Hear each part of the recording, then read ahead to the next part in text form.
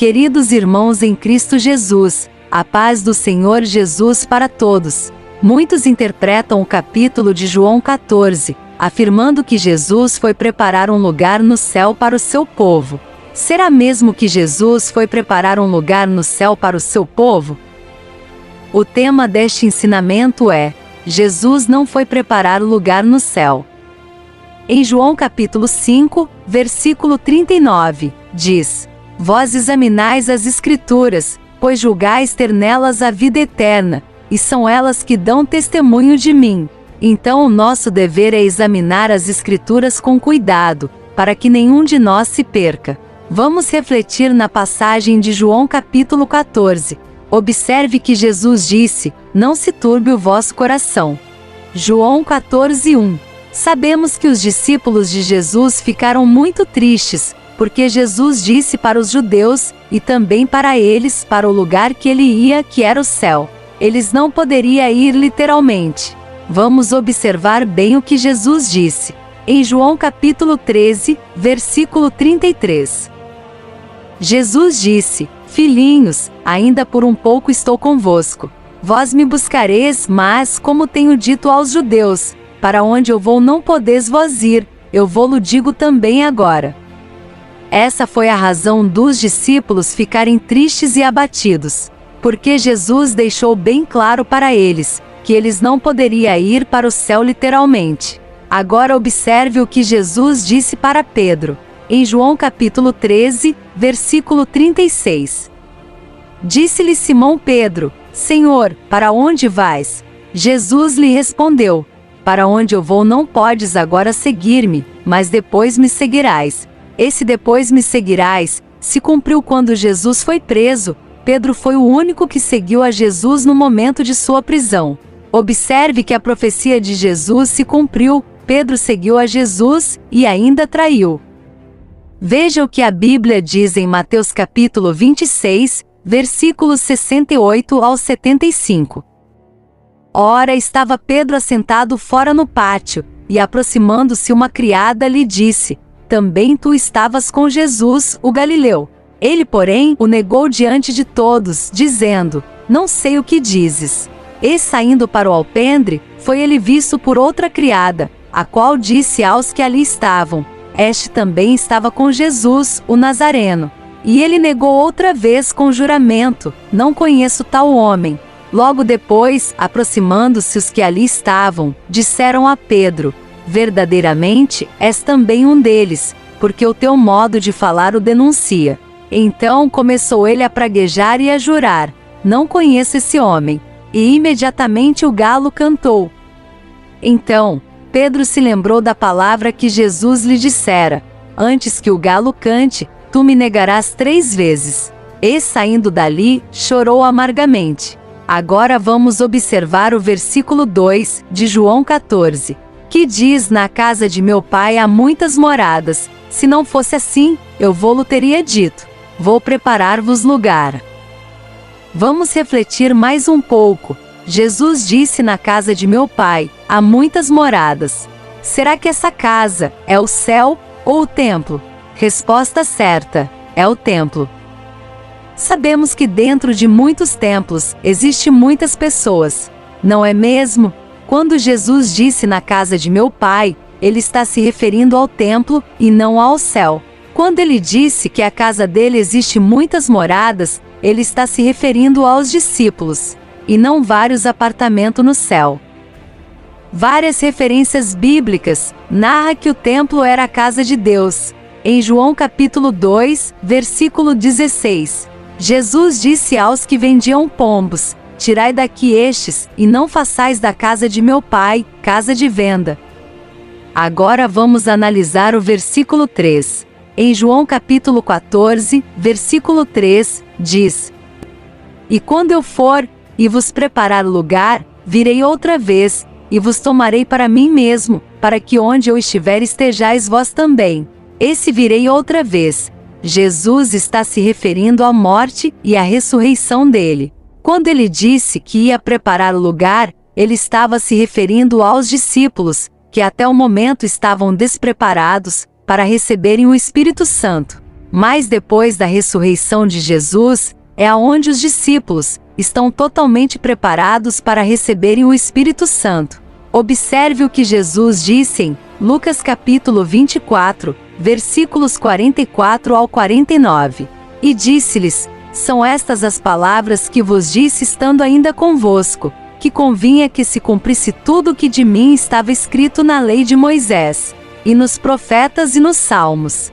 Então abriu-lhes o entendimento para compreenderem as Escrituras, e disse-lhes: assim está escrito, e assim convinha que o Cristo morresse, e ao terceiro dia ressuscitasse dentre os mortos, e em seu nome se pregasse o arrependimento e a remissão dos pecados, em todas as nações, começando por Jerusalém.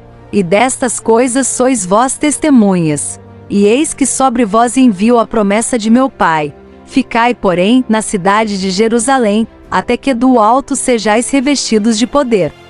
Agora observe no livro de João, capítulo 20, versículo 22, que diz: e, havendo dito isto, assoprou sobre eles e disse-lhes: recebei o Espírito Santo. Era essa a preparação que Jesus disse aos seus discípulos: tomarei para vós, porque o Espírito Santo ia entrar neles, fazer morada neles para sempre. João capítulo 14, versículo 16. Conclusão. De Adão até Jesus, passou mais de 6.000 anos, mas por que muitos pensam que Jesus foi preparar um lugar no céu, depois de 6.000 anos? Antes do homem existir, o céu já estava preparado. Deus já tinha criado os céus e a terra, tudo perfeito.